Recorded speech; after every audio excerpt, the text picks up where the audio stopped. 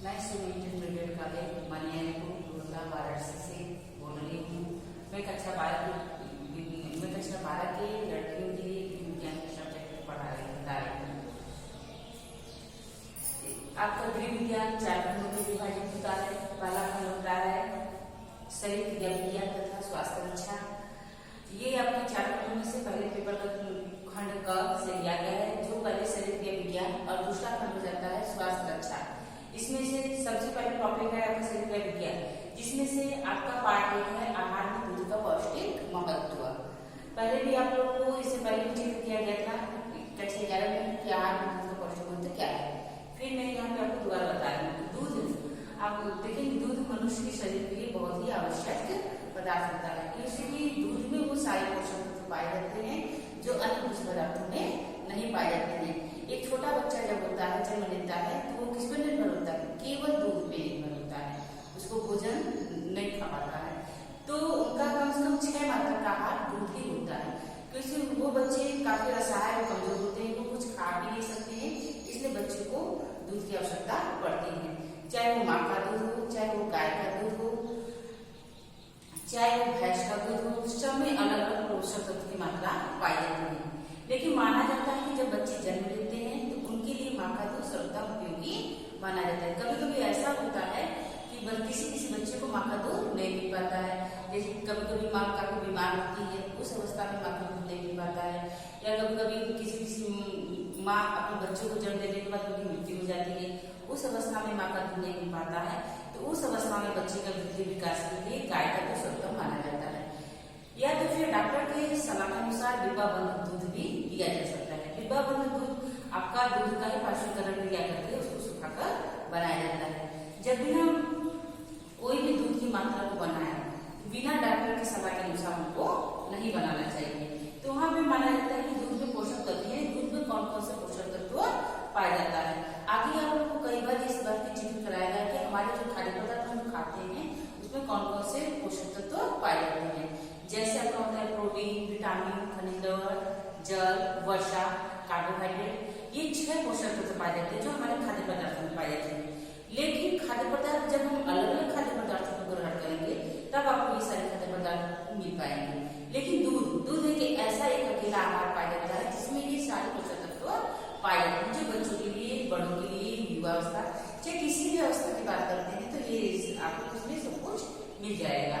जैसे दूध को मानिए यदि 100 ग्राम दूध का वर्णन किया जाता है तो 100 ग्राम दूध में जल 87.25% पाया जाता है, क्योंकि दूध में 100% एरिया मानते हैं उसमें जल की मात्रा अधिक होती है, क्योंकि जल अन्य खाद्य पदार्थों को मिलाने का कार्य करता है। यदि जल की मात्रा कम हो जाएगी तो दूध आपका ठोस अवस्था में जाता है। आप कभी कभी ऐसा देख रहे होंगे कि जब हम दूध को जब उबालते हैं, जब उसका जब सूख जाता है तो वो ठोस अवस्था में, यानी कम से कम 2 से 2.5 घंटे आपको लगते हैं उसको जल को सुखाने में, और जो नीचे शेष अवस्था बचती है वो आपकी ठोस अवस्था कहलाती है। ये काफी गाढ़ी होती है और इस अवस्था को बच्चे पचा नहीं सकते, इसलिए इसमें जल की मात्रा को अधिक मिलाते हैं।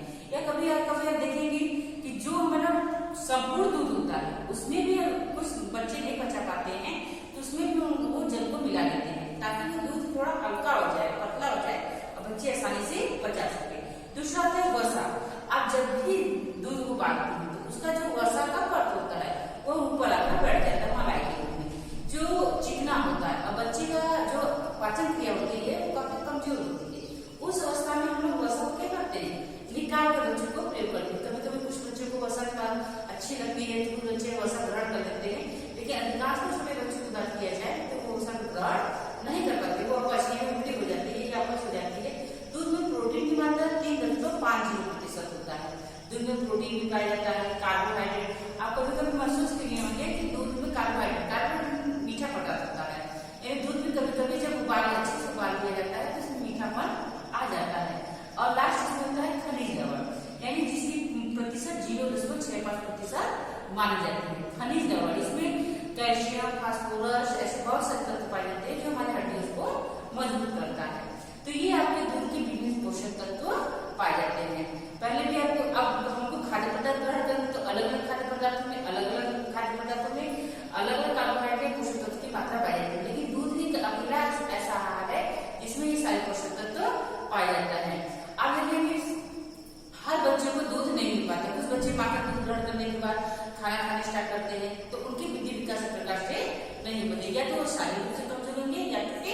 मानसिक रूप से। यदि कुछ बच्चे आप देखेंगे शारीरिक रूप से स्वस्थ रहते हैं तो उनकी बुद्धि लब्धि कम होती है, यानी वो मानसिक रूप से कमजोर होते हैं। और कुछ बच्चे ऐसे होते हैं जो मानसिक रूप से तेज होते हैं लेकिन उनकी शारीरिक रूप कमजोर होता है। तो आप देखेंगे जैसा आपका बच्चा होता है, जैसे छोटे बच्चे हैं तो उनकी दूध की क्वालिटी कम होती है, जैसे जैसे बच्चे की वृद्धि और विकास होता रहता है वैसे दूध की मात्रा कमी आदि किया जा सकता है। और कभी कभी कुछ बच्चे ऐसे होते हैं जो गाय के दूध को पचा सकते हैं, कभी कुछ बच्चे भैंस के दूध को पचा सकते हैं, या कभी कभी डिब्बा बंद दूध को भी पचा सकते हैं। अब दूध एक सर्वोपयोगी, आपका दूध एक सर्वोपयोगी आहार होता है, इसलिए इसमें लिखेंगे कि दूध से हमारे शरीर के निर्माण का होता है। आप देखेंगे जैसे जैसे बच्चे की वृद्धि विकास होता है, हर बच्चा जब जन्म होता है तो छोटा होता है, लेकिन उसका जो बढ़ने का क्रम होता है वो हमेशा चलता रहता है। जैसा हम लोग भोज्य पदार्थ ग्रहण करेंगे वैसे आपकी वृद्धि विकास होती रहेगी। एक छोटे बच्चे को यदि दूध सही प्रकार से दिया जाए तो उसकी वृद्धि विकास सही प्रकार से होती है। अब ये नहीं कि छोटे बच्चों को लगातार दूध देते रहे उनकी वृद्धि विकास होता है, ऐसा नहीं होता है। हर बच्चे को दूध, यदि उसका मुख्य आहार दूध होता है, दूध एक समय देने पर कम से कम 3 से 4 घंटा का अंतराल होना चाहिए। जब से 3 से 4 घंटा अंतराल नहीं होगा तब से बच्चे को दूध को नहीं पचा सकते। कभी कभी बच्चे किसी कारण से होते हैं, मान लीजिए पेट में दर्द हो, बुखार हो, या उनको प्यार चाहिए, स्पर्श चाहिए, या गोद लेना चाहिए, तो भी हर गार्जियन हम क्या करते हैं कि दूध दे देते हैं। ये गलत बात होती है। लगातार बच्चों को यदि हम दूध देते हैं तो उनकी पाचन क्रिया कमजोर हो जाती है। इसलिए बच्चे को पहले कारण जानिए किस कारण से रो रहे हैं। आपको कई कारण हो सकते हैं, पेट में दर्द होता है, बच्चा बोल नहीं पाता है, इसलिए पहले उनको कारण जानिए कि दूध हमको, यानी बच्चे को किस कारण से हो रहा है, कारण जानिए फिर उसको दूर करने का उपाय करिए। आपको लगता है मेरे बच्चे को भूखा है तो उसको दूध दे दीजिए, या कभी कभी बच्चे को स्पर्श में माँ का प्यार चाहिए इसलिए उस बच्चे को हमेशा शांति मन से दूध देना चाहिए, ताकि जो उनको दूध हम देते हैं वो उनके स्वास्थ्य के लिए लाभदायक हो। और कभी कभी ऐसा होता है कि गुस्से में माँ दूध दे देती है, बच्चे के स्वास्थ्य के लिए हानिकारक होता है। इसलिए जहां तक संभव हो बच्चे को सही समय पर सही तरह पे दूध देना चाहिए। दूध का उपयोगिता, यानी हमारे शरीर में दूध बहुत उपयोगी होता है। दूध सबसे पहले हर अवस्था के लोगों के लिए उपयोगिता है, वो चाहे युवा अवस्था हो, वृद्धावस्था, किशोरावस्था, प्रौढ़ावस्था, किसी भी अवस्था में आप देंगे उनके लिए लाभ है। ये है हमारे शरीर निर्माण कार्य करता है, यानी हमारे शरीर की वृद्धि और विकास भी करता है। हमारे शरीर में टूट फूट फैल ये सारी चीजें होती है उनका भी निर्माण कार्य करता है। दूध आसानी से उपलब्ध होता जाता है और इसका सेवन भी आसानी से होता है, और इसमें बच्चे के विकास और वृद्धि के बारे में कहा जाता है। शरीर में जब भी हम कुछ खाद्य पदार्थ ग्रहण करते हैं इससे 3 चीजों को मिलती है। पहला हो जाता है शरीर निर्माण कार्य, दूसरा है ऊर्जादायक कार्य, और शरीर के टूट फूट शैलों की मरम्मत करना। जब भी हम लोग दूध का प्रयोग करते हैं या खाद्य पदार्थ ग्रहण करते हैं तो ये सारी चीजें मनुष्य को मिलता रहता है। आप चाहे तो दूध का भी बदल सकते हैं, दूध में विभिन्न पौष्टिक तत्व पाए जाते हैं। अलग अलग, मान लीजिए किसी को दूध नहीं पसंद है तो उसका परिवर्तन करके पनीर बना दीजिए, दही बना दीजिए, मट्ठा बना दीजिए, कोई भी चीज बनाने का प्रयोग कर सकते हैं। दूध में आपके ये हल्का होता है, सुपाच्य होता है, पचने योग्य होता है। इसलिए जहां तक बच्चों को पहले, बच्चे की जो लीवर क्षमता होती है कमजोर होती है, इसलिए उनको पहले थोड़ी थोड़ी मात्रा में दूध का प्रयोग करना चाहिए। क्योंकि जैसे जैसे बच्चे यदि थोड़ी थोड़ी दूध को यदि पिलाते हैं तो धीरे धीरे उसकी पचने की क्षमता क्या रहती है, अधिक होने लगती है। इसलिए बच्चे को पहले, जब बच्चा जन्म लेता है तो सबसे पहले उसको कटोरी और चम्मच का प्रयोग करना चाहिए। कटोरी चम्मच से दूध पिलाने से फायदे होते हैं, जितनी बार हम दूध बच्चे को देते हैं वो आपका दूध साफ सुथरा होता है। कभी कभी कुछ माँ ऐसी होती है जो आलस करती है, वो बच्चे को समय नहीं दे पाती है, तो वो क्या करती है, बॉटल का प्रयोग करती है, और बॉटल में दूध भरा उसके बाद बच्चों को दे दिया। बॉटल में एक बार प्रयोग करने के बाद उसको वो बच्चे नहीं पी पाते हैं तो उसको रख देती है। उसके बाद पुनः वो दूसरी बार उस दूध का प्रयोग करती है, क्योंकि बॉटल जो होता है वो प्लास्टिक होता है और जो उसका लीवर होता है वो भी रबर का होता है, जो गंदे एक बार प्रयोग करने के बाद दूध का जो वसा होता है उस पर जम जाता है, और वसा जब जम जाता है तो जो दूध का बॉटल होता है वो उसमें गंदगी हो जाती है। 2 से 3 घंटे बाद उसमें देखेंगे आप स्मेल करने लगता है। तो यदि आप बॉटल का प्रयोग करते हैं तो बॉटल का प्रयोग करने के लिए जितनी बार हम लोग बॉटल का प्रयोग करते हैं उतनी बार हमको पहले पानी को उबाल लेना चाहिए। पानी को उबालने के बाद बॉटल को उसमें अच्छी तरह से उबाल लेना चाहिए ताकि बॉटल को साफ सुथरा कर सके।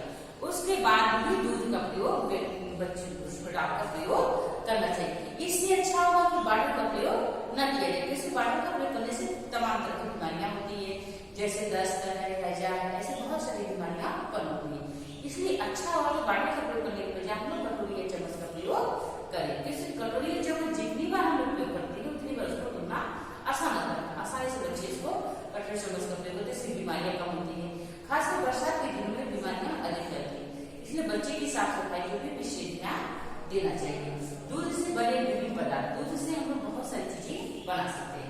इससे पहले आपको पता है कि दूध से क्या क्या पदार्थ बना सकते हैं। जैसे आपको लगेगा दूध से क्रीम, दूध से हम लोग क्रीम बनाते हैं। क्रीम को बहुत सारी चीजें खाद्य पदार्थ प्रयोग करते हैं। ये कभी कभी किसी बच्चे को दूध नहीं पसंद है, किसी बड़े को दूध नहीं पसंद है, तो क्रीम का प्रयोग कर सकते हैं। दूध से हम लोग मक्खन बना सकते हैं, दूध से घी बना सकते हैं, दही बना सकते हैं, मट्ठा बना सकते हैं, पनीर बना सकते हैं, या विभिन्न प्रकार की मिठाइयां भी बना सकते हैं। अब जैसे आपको घी बनाना है तो दूध को क्या करते हैं, सबसे पहले उबाल लेते हैं। उबालने के बाद उसकी ऊपरी परत वसा होती है, उसको हम लोग दूध से अलग कर लेते हैं। इसके बाद हम लोग दूध का जो वसा जितना बार हम इकट्ठा करते रहते हैं, वो कुछ दिन या 2 से 3 दिन के बाद उसको फिर मथ कर गैस पर उसको ऑन करके उससे घी हम लोग निकाल लेते हैं। इसमें घी में बहुत सारे पकवान बना सकते हैं। उसके बाद दही, दूध से दही बनता है। दही बहुत ही हल्का और सुपाच्य होता है, जो पचने में सहायक होता है। तो दूध जो दही होता है उसमें एक तरह की बैक्टीरिया पाई जाती है और दूध से दही जमाने की बैक्टीरिया कारगर होती है। और उसके बाद मट्ठा, मट्ठा खासकर बहुत सारी बीमारियों में प्रयोग की जाती है, जैसे हैजा, पेचिश, इस समय मट्ठा का प्रयोग करते हैं। ये दूध से बनाते हैं। उसके बाद दूध से पनीर, पनीर बनाने की दूध से पनीर भी बनाया जाता है। इसमें पनीर को बनाकर विभिन्न प्रकार के व्यंजन भी बनाए जाते हैं। जैसे कुछ बच्चों को पनीर की सब्जियां अच्छी लगती हैं, पनीर के पकौड़े अच्छे लगते हैं, तो ये भी दूध, ये जरूरी नहीं कि बच्चों को केवल दूध ही दिया जाए। दूध का रूप यदि हम लोग परिवर्तित कर देते हैं तो परिवर्तन करके भी बच्चों को वो सारी चीजें हम दे सकते हैं, जिससे उनका वो सारे पोषक तत्व यानी दूध में जो विभिन्न पोषक तत्व है इन पदार्थों में यदि हम लोग परिवर्तित कर देते हैं तो भी ये सारी चीजें उनको प्राप्त